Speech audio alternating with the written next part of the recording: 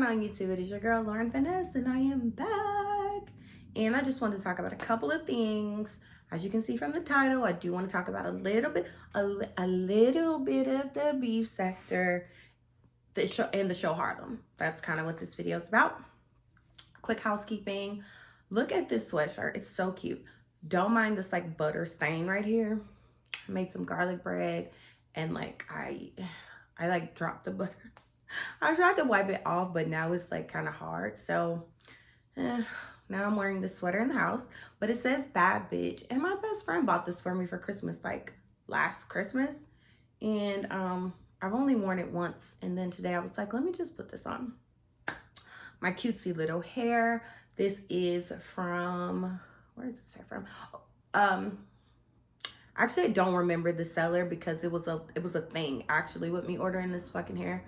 I got this from one of the vendors on Amazon, which y'all know I love to order off Amazon because I can get the shit in 2-3 days. This hair took a week, which was so whack. I'm supposed to get it on Wednesday, and then it didn't end up coming until Friday. And I ordered it like Saturday or Sunday. So anyway, but it is a loose deep and I like it. And so I took the hair though, and I made them into clip-ins because that's the vibe I'm in right now. I'm into clip-ins. Like, I don't have to manipulate my hair a lot. I don't have to do a lot to it. Clip it in, clip it out, done. I love clip-ins.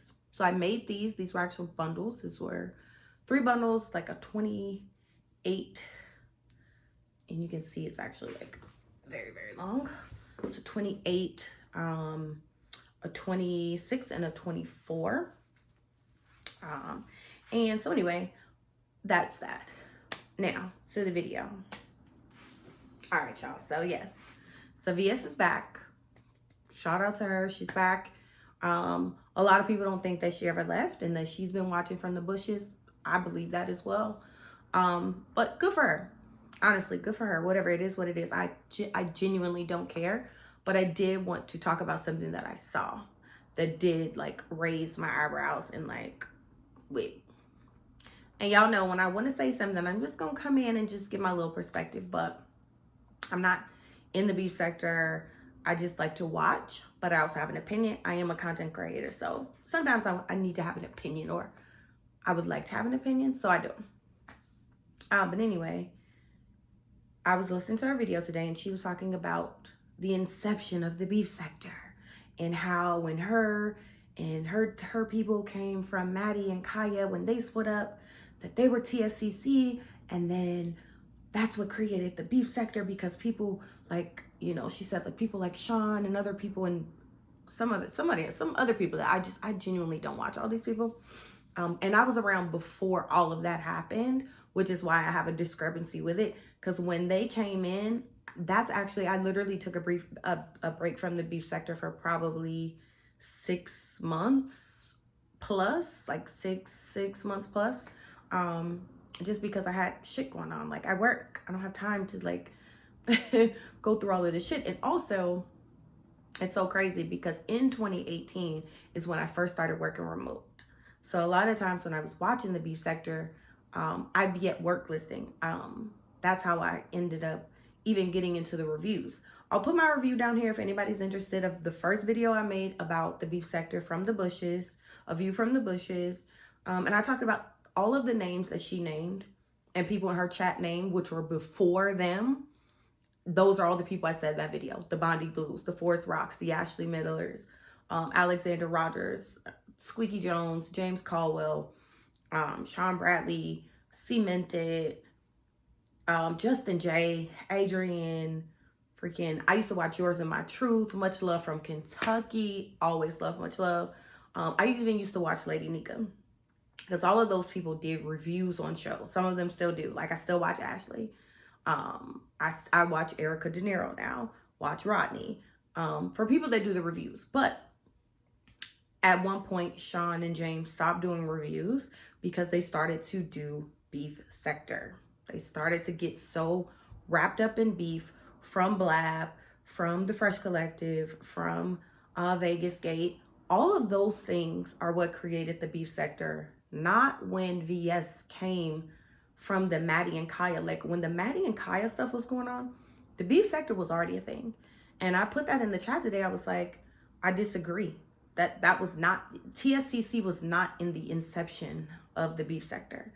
And she even said, VS even said, people were attacking us and we started getting looped in. And I believe she was referring to Sean, how they went on Sean's panel and Sean made money from all of the beef and arguing. And then that kind of kicked off between her and Sean.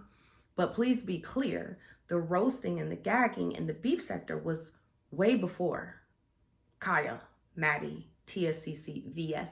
It was way before then. I think when that happened, it brought a lot more people into what was already a thing. But to say that they were in the infancy of the beef sector, I disagree with. Like I said, I've been around in the bushes since like 2013. So no, you were not around. You can say, okay, 2018 this, 2018 that, but like there were 5 years before then. So anyway, I used to watch from work and I went remote. This was before the pandemic. I went remote because I used to travel abroad for work. And national too, but mostly international, like when I lived in Europe. So I used to travel. And so I just kind of, I got out of the beef sector, and most of it was because Sean was beefing with VS and that shit was draining. Like I got tired of Sean coming on every day with a police update. Like he sounded like a police scanner. Every day he had a police ass update. And I'm just like, ugh. And then with her, she just seemed to be like, just evil. But I will say this, I was actually on her side. She started to make me look at Sean a little different. But once he stopped talking about her, then I liked her again, and then she was gone. Then I liked him again, and she was gone. But some of the things that she was raising about Sean early on, honestly, were like valid. The things she was saying, she was very much like pro-Black woman, and why are we letting these men do this, and da-da-da. I remember that. I was watching her in the beginning, but again, like I said, I took that break, and then I don't know what was going on in the beef sector. And it wasn't until I came back, again, I was watching James, watching Sean. Sean stopped doing reviews, and I would just like listen to Sean talk about his, what was that? He used to have a thing where he talked about hot topics, and it was very entertaining. That was probably like 2019, 2020, somewhere in there.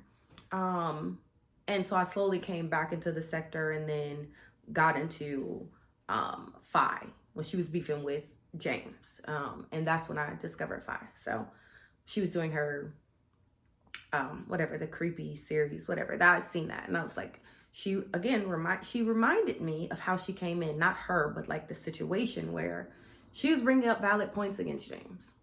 And I'm just like, oh man, I still like James though. I do still like James. I don't watch James's content when he's talking about Phi, because I love Phi. So I don't watch his content when he's talking about Phi, which is why I don't go to Treasure Lane. I did watch the video, him and VS. I watched some of it, but I just wait for his reviews, and it's kind of annoying. I want him to, he hasn't finished a show in so long because he keeps making all of these other videos, and I want to like scream through the comments like, James, you have a core base of people who like you for reviews, and you keep getting further and further away from like some of your core audience to argue and fight with people. Like, go sit the fuck down. Let's talk about these shows. Didn't finish Riches, didn't finish American Horror Story, hasn't finished Real Housewives of Potomac like James. Okay, let's get back to the reviews. I mean, you can't put people in a box, so let me not say that. You can't put people in a box, but if you have a core audience for something, don't slack on that to do like some bullshit. Just my opinion, a view from the bushes.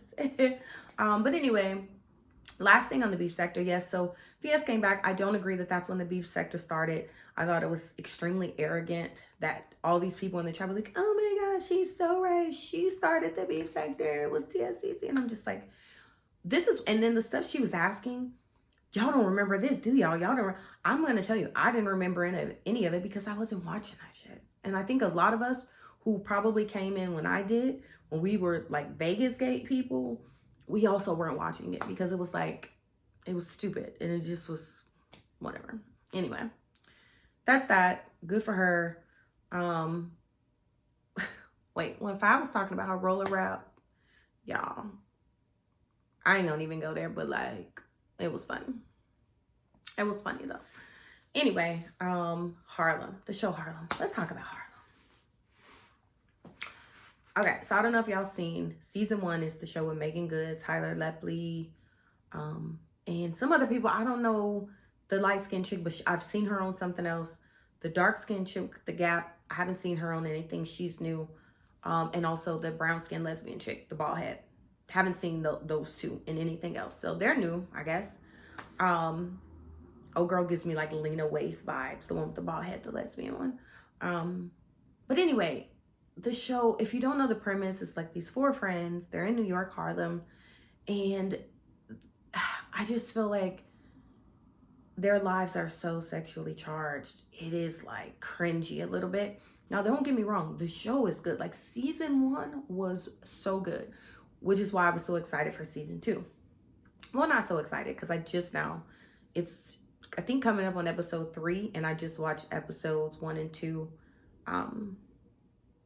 Monday. Today's Wednesday. I watched it on Monday. But yeah, I was just like, wait a minute. Yesterday. I watched it yesterday. It's cringy. So let me start with, so Megan Good's character is actually, oh, and Whoopi Goldberg is in it. Megan Good's character is actually the least trashy, but it's done like, she's also trashy, but she's like the least trashy. She's the star. She gets caught kissing her ex, which is Tyler Lepley, like the day before his wedding. So the wedding gets canceled. Spoiler, I'm not going to go through the show, but I'm just saying like to catch you up. So she's trashy. Okay, good. But then the other 3 are so ridiculously sexually charged. I'm just like, I'm all about like, it made me take a step back. Like, is this a Black woman show? Is this a woman's empowerment type of show? Are they trying to give us the vibes? Because I'm not getting the vibes. It's entertaining. It's entertaining. So I'm gonna watch. I'm entertained. But it's so far from, it's not even so far from being realistic, but it's just, it's something. I can't even put my finger on it because it's like, it's not that it's not real, because it's kind of real, but it's like, it's corny at the same time, if that makes sense. Like, it's just this middle weird ground. So the dark skinned chick with the Gap, she's the most sexual. Well, I can't even say she's the most sexual because the lesbian chick is like the most sexual, but she's the most straight sexual girl. So she meets a guy. She leaves the nail shop. She's there with her friends. She leaves the nail shop to fuck him. She's taking pictures in the cab talking about, oh, we finna go fuck. Just like, they're like, damn, we didn't even see her leave. While I chuckled at that part, I was like, okay, she left the nail shop with this random nigga from the nail shop. Okay, cool. And then it's telling her friends, we finna fuck. So she goes, she fucks. They have sex, I guess, a couple of times. And because a psychic on the street told her that she was going to, be with the sexiest guy in New York, and all of her luck was going to change because she's been having all this bad luck even from last season. So she meets the guy, she goes home with him, they have sex. They're in the room talking, and she's like, okay, something, then they have sex again. So now they come out and like rearranging the room, fucking all over the place.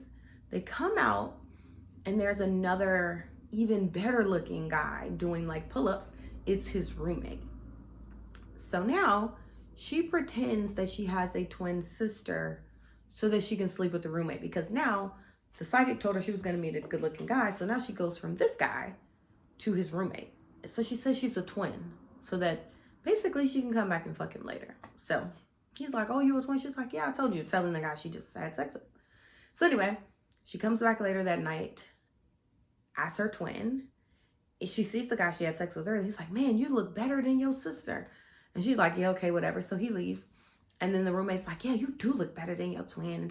And she's like, nigga, ain't no twin. It's just me. It's no twin.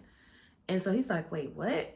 And she's like, well, I'm here now, so we might as well fuck. And I'm just like, what the I'm thinking she's about to have a breakthrough moment like, yo, this is crazy that I'm pretending to be a twin so I can fuck somebody. Like, I'm just like, what am I watching? Now, is it so far-fetched that like some chick will fuck a guy and his roommate? No. But it's kind of like corny that she pretended to be a twin. And you know what I mean? So it's like, it's a real situation, but like the setup is corny. The writing is corny as fuck. So then when she gets back home, because she's roommating with the light-skinned chick who just found out she likes girls, she gets back home and tells her the tea, and she says something like, well, I thought he was, but then his roommate was better, and then I ran into their cousin. So I'm like, so wait, did she fuck the guy, the roommate, and his cousin in one day? I was like, what am I watching? So anyway, then the next day, she goes to the corner store and she's doing scratch off tickets, and she bumps into another guy. This guy has like a nice house. He looks good. So now she's like, oh, he's the good looking guy that the psychic, which by the way, the psychic was a homeless man on the street wearing a tinfoil hat. So again, corny writing, right? So anyway, she goes and, hold on guys, I gotta gloss up. So she goes and now she's having sex with him. But then his dick is little. That's what it was. I was like, I almost had a brain fry. But then his dick is little. So now she doesn't want to hurt his feelings, but she really likes him. He has a nice house. So I'm just like, okay.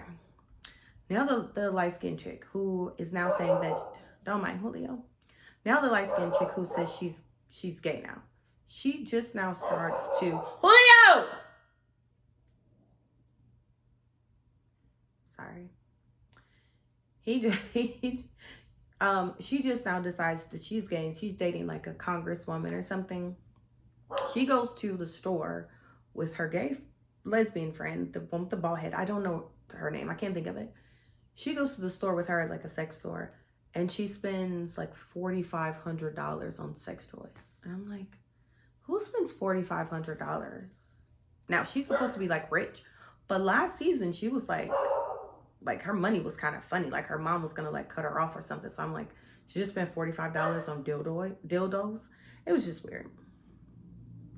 But anyway, so the shower I was at, I had to turn the camera off to go deal with Julio.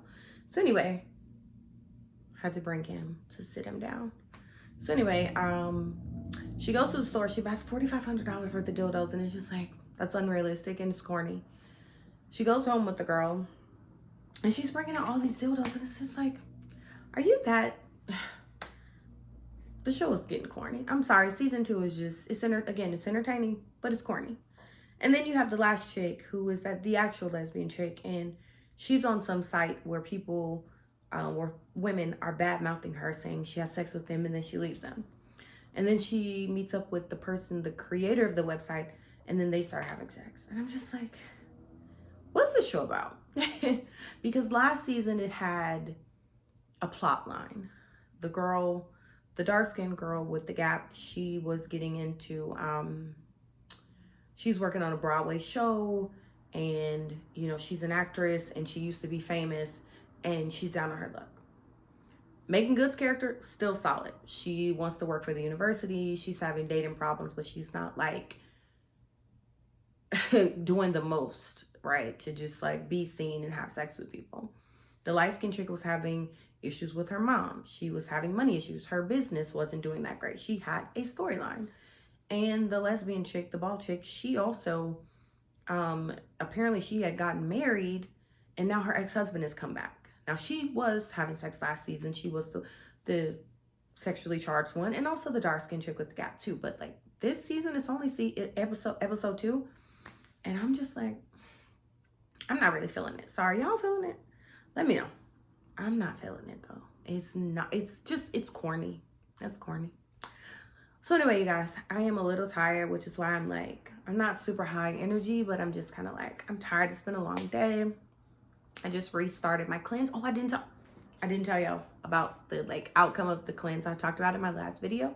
So I'm still doing the Paragard. I took a break for the weekend, and then I restarted yesterday.